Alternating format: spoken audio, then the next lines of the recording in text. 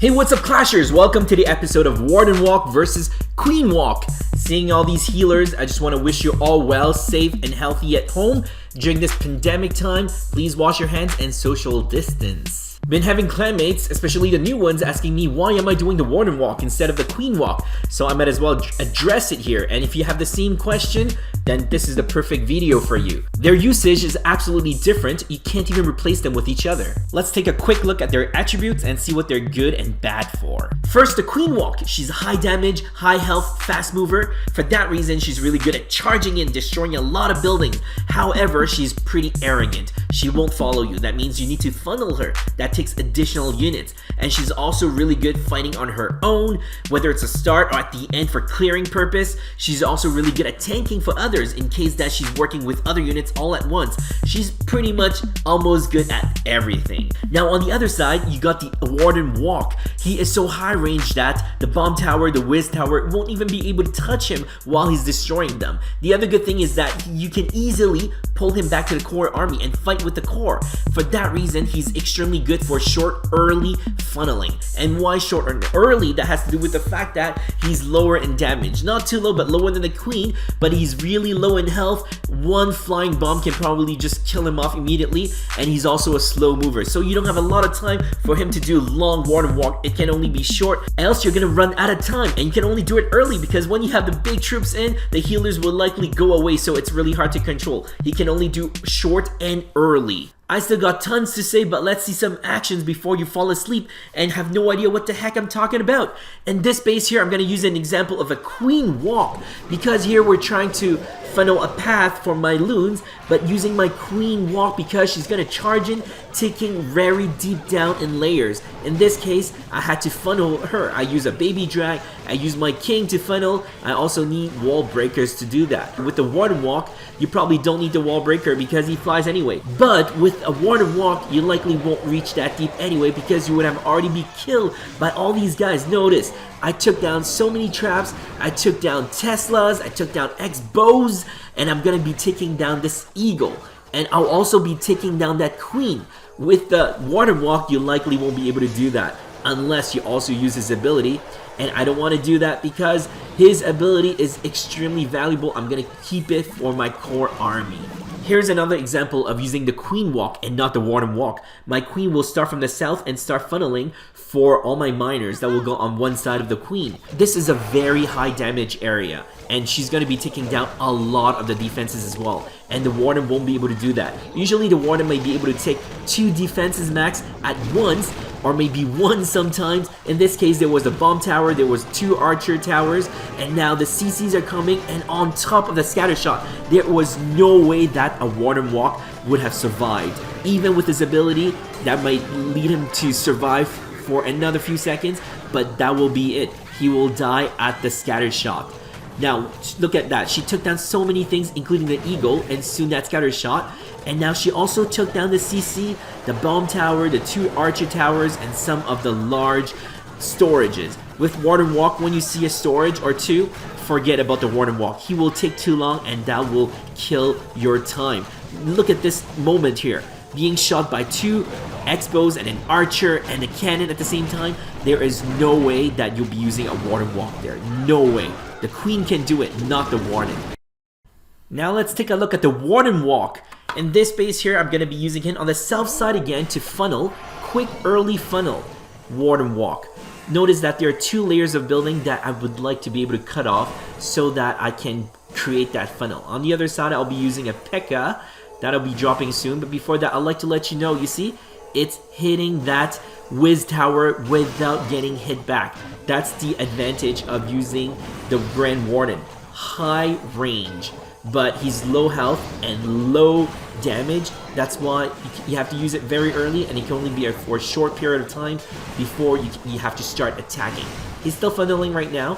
I'll have him to also destroy that gold collector before I can have him go back to the troop. And you'll see how easy it is for him to go back to the troop. He is not following the troop yet. You will see that subtle movement. There you go, you see that subtle movement? He just went back with the core troop. That's how easy it is to pull him back, and that's the major reason you want to use him. high ranges one, but the main reason is because you can pull him back without using additional armies. You can pull him back so easily. With the Queen Walk, you need additional armies, and it's not even guaranteed. Also notice that the healers are now healing the core troops. With the Queen Walk, you can never be sure where the healers would go. With the Warden Walk, you can be pretty sure that it's likely going to heal the main troop more than the Warden Walk. Now let's take a look at the Warden Walk again instead of the Queen Walk, and mostly because with the Queen Walk I'm going to spend extra units to funnel, and there's this uncertainty of whether she'll go back with my troop. In this case here, I'm going to funnel my troop using my Warden Walk, and then also P.E.K.K.A. on the other side so that I can have my entire army go through that Eagle sector instead. Notice that my Warden Walk is surviving right now because there's only one archer tower shooting at my Warden Walk. If there was more than that, let's say 2 archers, it starts to get really risky. With 3, forget about it.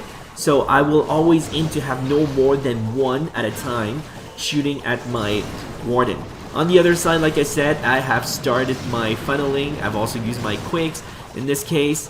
Now my Warden is about to go back with the core army. It looks like I funnel enough with my Warden Walk right now.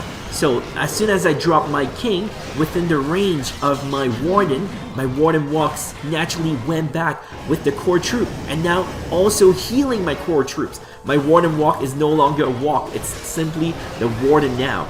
Look at the advantage I have with my healers.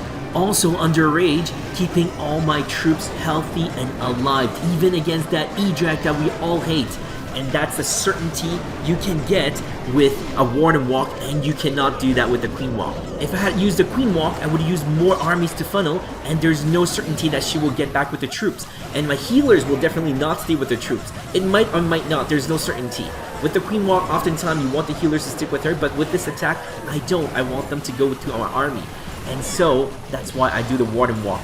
Warning again, the Warden is weak and slow, so if there are storages, if there's a CC or there's a hero, forget about it. If it's high damage area with more than 2 defenses at you, forget about it. The Warden Walk will not work. Here's a last example of a Warden Walk that I did at war. Because I can trust that I can pull him back, I can focus on other stuff. I just drop my 4 quakes.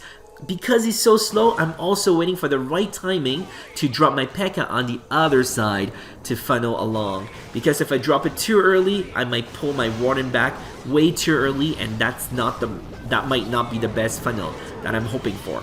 But now that the funnel is wide enough, look at that. I have already dropped the rest of my army. I know my Warden will just go back with the core troop. Jumped over that wall like a champ, and now the healers are healing the core troop under rage. Although we're being shot by 2 multis, 2 scatter shots, and that kaboom, my army is still healthy thanks to the healers going back to my core army under that rage. With the Queen, you do not have that certainty. I would have used a lot more army to funnel her back, and I might not have all that attention all the time to multitask, and the healers will likely stick with her. Having said that, the Queen Walk is just as amazing with her own reasons. Let's take a look at a last example with the Queen Walk. In this last example here of Queen Walk, I'll be using the Queen Walk to funnel again. However, it's going to be a high damage area. The Warden Walk will not work. I'll also be pulling out the CC and destroy the CC troops, and that does not work with the Warden Walk either. And also, using the Queen Walk, she's going to keep going, destroy a lot of things, which you cannot rely the Warden to do that. Because the Warden Walk, remember, it's going to be short, quick, and early. That's it. With the Queen Walk, she can go for a very long time. She's amazing on her own.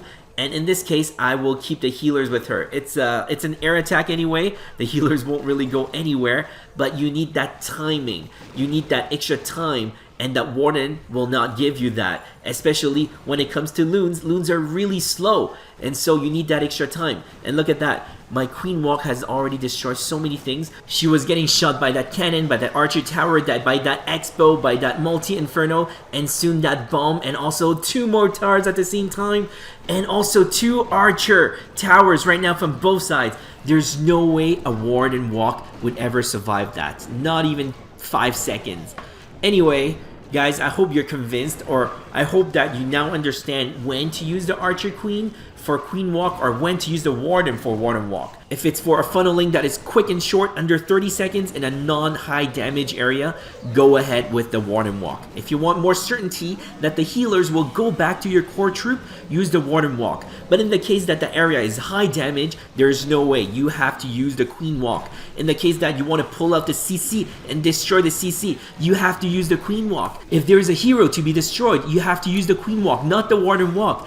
But if there's lots of buildings, now let's say if there's one storage, I might or might not use the Warden Walk. It's still kind of risky, but if there are 2 storages, no way, I will be using the Queen Walk. The Warden Walk will not give you enough time at the end to finish your attack. Most of the time, from my experience, storages are really bad for Warden Walk.